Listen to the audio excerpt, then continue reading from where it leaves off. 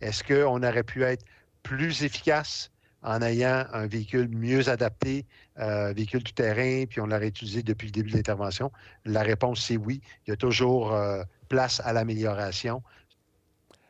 On revient ce soir sur ce sauvetage survenu en fin de semaine dans les sentiers du parc Nakurtuk à Val-des-Monts. Une fillette de 4 ans qui était dans un traîneau a été écrasée par un adulte qui a fait une chute en ski de fond. Elle était en arrêt cardio-respiratoire lors de l'arrivée des premiers répondants. Et vous avez entendu le directeur du service des incendies, les pompiers n'avaient pas tout l'équipement nécessaire pour cette intervention en forêt.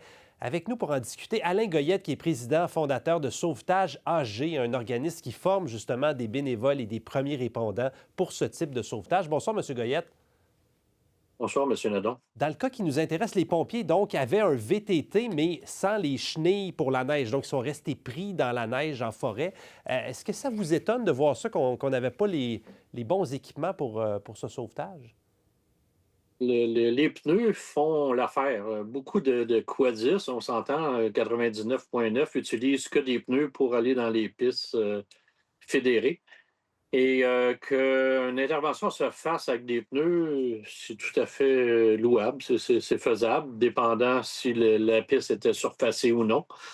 Dans le cas que la piste était non surfacée, c'est sûr que ça prend des chenilles, un minimum. OK. Mais pour se rendre, on ne sait jamais, on se rend à la victime. C'est des pistes qui sont entretenues par les fédérations ou par un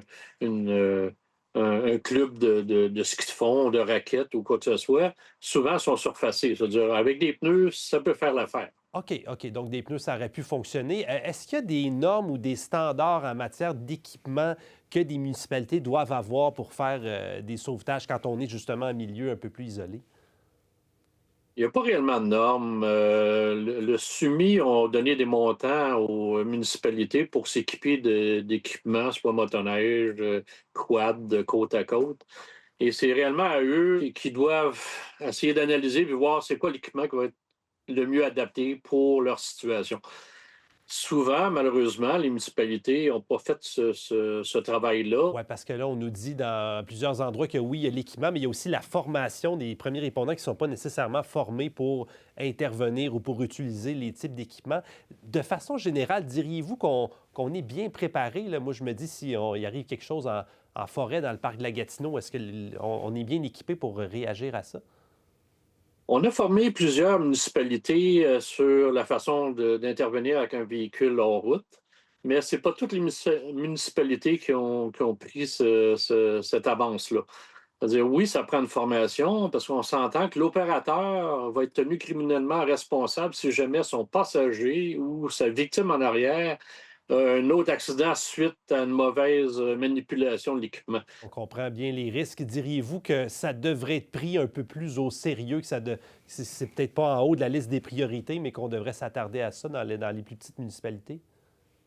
Ben oui, exactement. Malheureusement, ça prend des événements comme il est arrivé pour essayer d'activer les choses, mais ça fait, moi, plus de 30 ans que je fais du sauvetage hors route et on essaie d'année en année de dire c'est une priorité, mais le gouvernement, c'est le gouvernement. C'est ça qui arrive, malheureusement. Manque de financement, comme dans bien d'autres domaines. Alain Goyette, très intéressant. Merci beaucoup d'avoir été avec nous. Ça m'a fait plaisir.